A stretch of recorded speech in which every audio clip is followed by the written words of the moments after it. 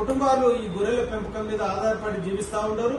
కాబట్టి రాష్ట్రంలో ఉన్నటువంటి అడవులలో గొర్రెలు మేపుకోవటానికి అనుమతించాలని యాదవ జేఏసీ సభాముఖంగా రాష్ట్ర ప్రభుత్వాన్ని డిమాండ్ చేస్తుంది.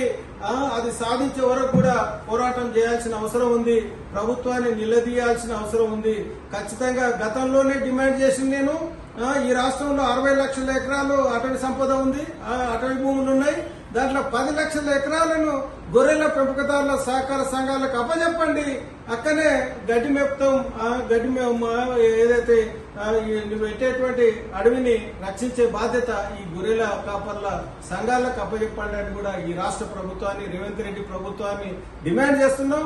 అయ్యా రేవంత్ రెడ్డి గారు నేను నల్లమల్ల బిడ్డ అని చెప్పుకుంటున్నావు. నీ నల్లమల్ల అడవుల్లో గొర్రెలు మేపుకోవడానికి వస్తే కష్టాలు పడుతున్నారు, రాణిస్తలేరు ఫారెస్ట్ అధికారులు. కాబట్టి వెంటనే జీవో విడుదల చేసి వాళ్లకు ఆదర్శంగా చూపాల్సిన అవసరం ఉంది. యాదవుల అమాయకులు అని చెప్తావు, యాదవులకు ఏం తెలియదని అంటావు.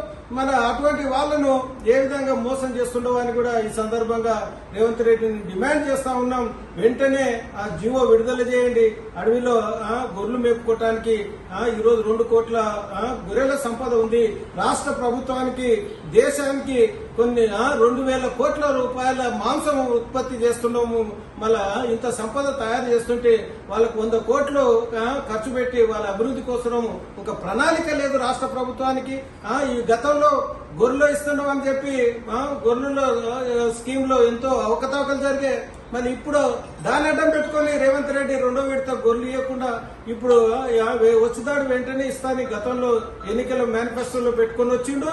మళ్ళీ ఇప్పుడు ఊసే ఎత్తుతలేడు. కాబట్టి ఈ గొర్రెల కాపర్ల యొక్క సమస్యలను పరిష్కరించాల్సిన బాధ్యత ఈ రాష్ట్ర ప్రభుత్వానికి, రేవంత్ రెడ్డి ప్రభుత్వానిది. మీరు వెంటనే ఈ చర్యలు తీసుకొని ఈ సమస్యలు యాదవుల, గొర్రెల కాపర్ల, యాదవుల సమస్యలు పరిష్కరించకుంటే వచ్చేటువంటి ఏదైతే కలలు కంటుండో నేను 2034 వరకు నేనే ఉంటాను, నిన్ను ఉంచే పరిస్థితి లేదు, 2028లోనే ఓడగొడతామని కూడా ఈ సందర్భంగా తెలియజేస్తా ఉన్నాం.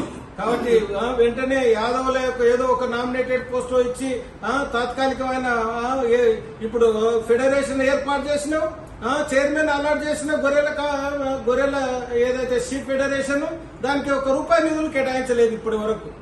వాళ్ళేమో సన్మానాలు చేసుకుంటూ తిరుగుతుంటారు. కాబట్టి వెంటనే రాష్ట్ర గొర్రెల షీప్ ఫెడరేషన్ కు నిధులు కేటాయించాలి. 10,000 కోట్ల రూపాయలను వెంటనే నిధులు కేటాయించి గొర్రెల ఏదైతే కుటుంబాలను ఆదుకోవాలని కూడా ఈ సందర్భంగా రాష్ట్ర ప్రభుత్వాన్ని డిమాండ్ చేస్తా ఉన్నాం. మళ్ళీ ఇది